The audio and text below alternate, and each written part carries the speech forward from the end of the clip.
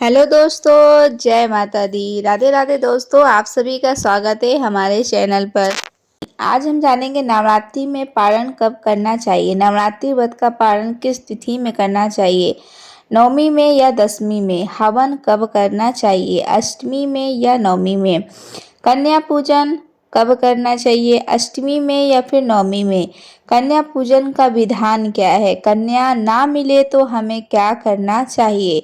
साथ ही आज इसी बात पर हम बात करेंगे। समाज में अक्सर लोग अलग अलग तरीके से बाजार बन जाते हैं और जैसे नवरात्रि आती है, नवरात्रि में मध्य में पहुंचती है, बस अफवाहें शुरू हो जाता है। इस दिन पारण होगा, इस दिन हवन होगा, इस दिन कन्या पूजन होगा, इतने बजे तक होगा। यह जो भी भातियाँ समाज में उत्पन्न हो जाती हैं, जिससे समाज में भातियाँ उत्पन्न हो जाती हैं, अफवाह एक बन जाता है। लोग भ्रमित हो जाते हैं कि किस दिन हवन करें, किस दिन कन्या खिलाएं, किस दिन पारण करें। विशेष बात पारण की होती है। पारण करें तो कब करें, सही क्या होगा। कहीं हम रूठ तो नहीं जाएंगे, कहीं हम माँ गुस्सा तो नहीं हो जाएंगे। 9 दिन का हमारा व्रत कहीं निष्फल तो नहीं हो जाएगा। बहुत सी मान्य रखता है कि पारण किस दिन करें। एक एक प्रश्न की बात करेंगे, ध्यान से सुनिएगा। वीडियो हमारी अच्छी लगे तो चैनल को पहली बार आए होंगे तो लोग चैनल को सब्सक्राइब नहीं किए होंगे तो चैनल को सब्सक्राइब करके बेल आइकन प्रेस जरूर कर दीजिएगा। पहले हम बात करते हैं कि हवन के बारे में। हवन हमें कब करना चाहिए, अष्टमी में या नवमी में। तो देखिए, साफ साफ बात पिछली वीडियो में बता दिया था कि लेकिन फिर भी लोग कमेंट कर रहे हैं कि आप सुन लीजिए कि हवन का जो अष्टमी या नवमी में कोई बाधा नहीं है। हम नवमी में करना चाहिए या अष्टमी में करना चाहिए। अष्टमी से हवन प्रारंभ हो जाता है। अष्टमी का कोई हल्का व्रत नहीं है, हालांकि तिथि नहीं है।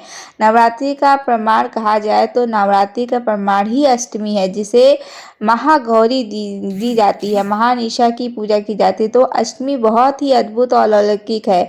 अष्टमी से हवन प्रारंभ हो जाते हैं, चाहे आप अष्टमी करें या नवमी करें। अगर अष्टमी में आप हवन कर लेते हैं तो आपको आगे रूप से बड़ा आराम मिलेगा। अष्टमी हवन कर लिए हैं तो कन्या पूजन भी चाहे अष्टमी को कर लीजिए चाहे नवमी को कर लीजिए, फिर आपको कन्या पूजन के लिए भटकना नहीं पड़ेगा। सुबह उठे, बस केवल भोजन तैयार किया, प्रसाद बनाया और कन्या ढूंढ के ले आया, भोजन खिला दिए। जो लोग नवमी में हवन करते हैं उनको दिक्कत होती है। पहली बात, अगर पंडित जी नहीं मिल पाते हैं, ले लपेट हो जाता है, कोई दिक्कत हो जाती है तो उसके कन्याओं की दिक्कत आ जाती है। कन्याएं इस दिन खींचो खींच लगी रहती हैं। किसी के यहाँ कन्याएं गई, 4 लोग पहले खड़े रहेंगे, हमें ले जाएंगे, यह सब होता है तो दिक्कतें हो जाती है। अष्टमी में आप हवन करिए, नवमी में कन्या पूजन कर लीजिए।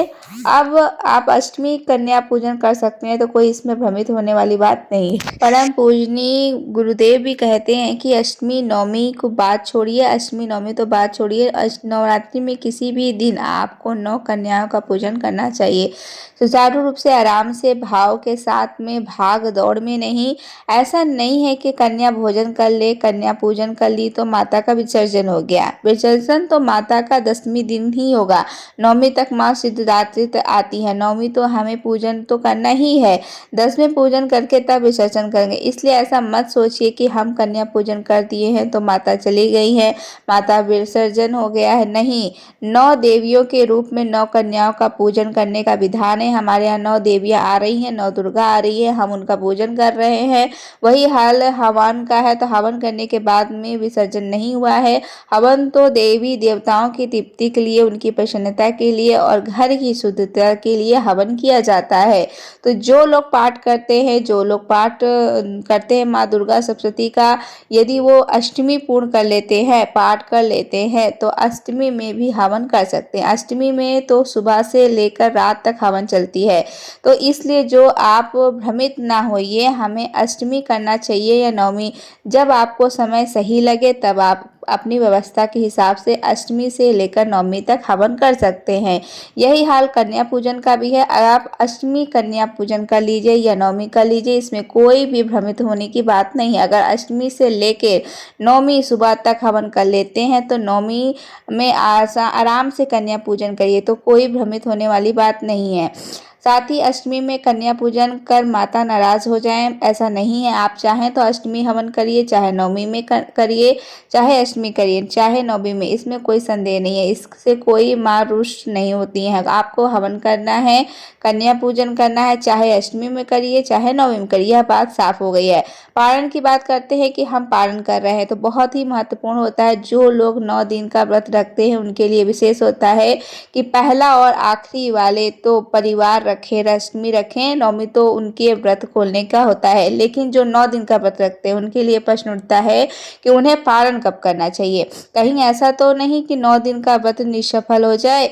इतना तप किए हैं, इतना कठोर तपस्या किए हैं, व्रत रख किए हैं, कहीं एक झटके में निष्फल ना हो जाए। तो हम व्रत का पालन करते हैं कि, लेकिन आप बात सुनिए, इसमें 2 कथाकार हैं, जो रचनाकार हैं, 2 पंचांग हैं, अपनी अपनी मत लिखते हैं, दोनों सत्य ही माना जाता है। कुछ लोग लिखते हैं कि, जैसे मैं उदाहरण में बता देती हूँ, उदाहरण में कि हमारे काशी में गणेश आया पंचांग प्रकाशित होता है, वो लिखता है कि नवमी के चौथे चरण में अर्थात नवमी समाप्त होने के पहले में व्रत का पारण कर लेना चाहिए और वह प्रमाण देते हैं। उसके बाद तो उनका भी मानना जाता है और वहीं से प्रकाशित होता है ऋषिकेश में। वह कहते हैं कि नवमी समाप्त हो जाए, 10वीं लगने के बाद आपको पारण करना चाहिए। तो प्रमाण देते हैं, बात दोनों सही तरीके से होती है। कुछ लोग नवमी पारण करते हैं तो कुछ लोग 10वीं में।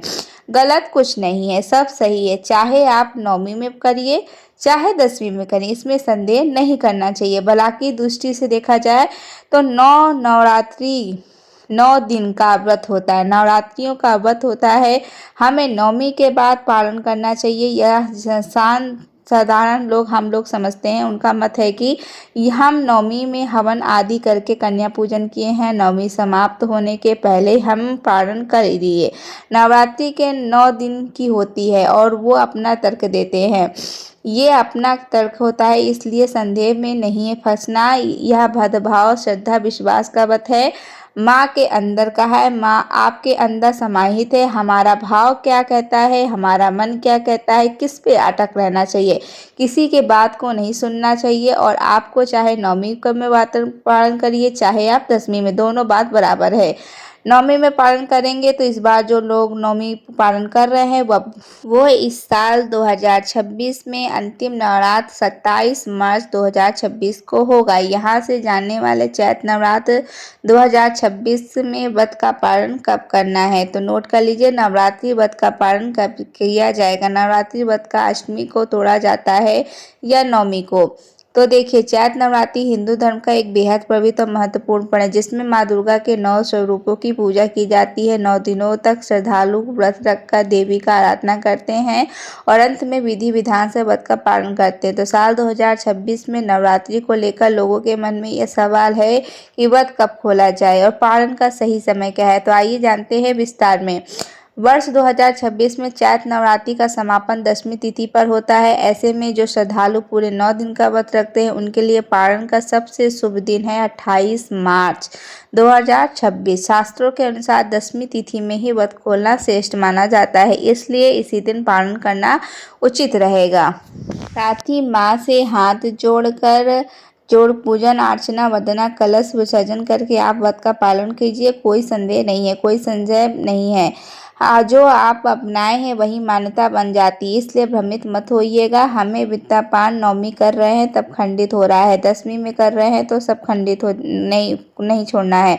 जैसे आपके यहाँ लोक रीत में आपको वैसा आपको कर लेना है। जैसे समाज में लोग रह रहे हैं, जो हमारे टोल मंडोल में रह रहे हैं, वो वैसा कर लेना चाहिए। तो इसलिए संकट प्रकट नहीं करना चाहिए। कन्या पूजन के लिए लोग यह कहते हैं कि अभी हमारी एक ही वीडियो गई है, उसमें कमेंट आ रहा है कि हम साउथ में रहते हैं, हमारे यहाँ पंडित जी का अभाव है कि पंडित जी नहीं मिल पाते हैं, तो हमें कन्याएं बिल्कुल तो नहीं मिल पाती हैं। तो उस स्थिति में क्या करें, जहाँ पर कन्याएं ना मिल पाएं, अक्सर देहातों में, छोटे शहरों में तो मिल जाती है। बड़े बड़े शहरों में जो लोग बिल्डिंगों में रहते हैं, फ्लैटों में रहते हैं, 20-30 तल्ले में रहते हैं, उन्हें कन्याएं नहीं मिल पाती। वह सोसाइटी में गार्ड लगे रहते हैं, बाहर के लोग नहीं आना होता है, वहाँ कन्याएं कैसे जा पाएंगी। तो उनको यह करना चाहिए, सारी सामग्री बनाकर किसी पास के मंदिर में जाए, वहाँ कन्याएं अक्सर होती हैं, वहाँ पूजन कर लीजिए, भोजन व प्रसाद दीजिए, दान दक्षिणा कर दीजिए। अगर ऐसे भी करने में असुविधा हो रही तो अपने घर में भी पूजन हवन करने के बाद 9 पत्तल लगा दीजिए और 9 पत्तल में 9 कन्याओं का लगा दीजिए, 1 लंगूर का लगा दीजिए। सभी पर जो जो सामग्री है, पूरी, हलवा, चना, जो कुछ भी बनाए हैं आपने घर में बनाया है वो सब परोस दीजिए। सभी पत्तलों पर चंदन लगा दीजिए और दक्षिणा रख दीजिए।